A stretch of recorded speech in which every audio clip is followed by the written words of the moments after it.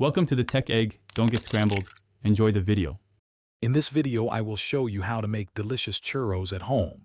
First, let's gather our ingredients. You will need 1 cup of all-purpose flour, 1 cup of water, 2 tablespoons of granulated sugar, and a half teaspoon of salt. Don't forget plenty of vegetable oil for frying and a mixture of cinnamon and sugar for coating. Also, have a piping bag with a star-shaped nozzle ready for shaping your churros.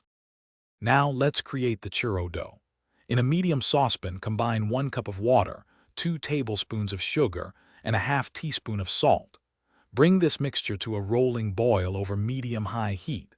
Once boiling, remove the pan from the heat and quickly stir in 1 cup of all-purpose flour. Mix vigorously until a smooth, thick dough forms. Let the dough cool for about 5 minutes before placing it into your prepared piping bag. It's time to fry our churros to a beautiful golden perfection. Heat about 3 inches of vegetable oil in a deep pan or Dutch oven to 375 degrees Fahrenheit. Carefully pipe 3 to 4 inch strips of dough directly into the hot oil, cutting them with kitchen shears. Fry the churros for 2 to 3 minutes per side until they are golden brown and crispy. Use tongs to remove them and drain on paper towels. For the final, delicious touch, let's coat our churros. In a shallow dish, combine 1/2 cup of granulated sugar with 2 teaspoons of ground cinnamon.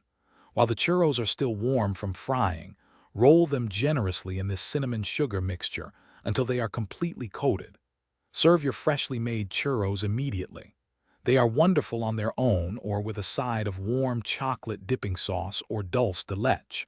Enjoy this delightful homemade treat. Thanks for watching. Consider subscribing if I helped unscramble your problems.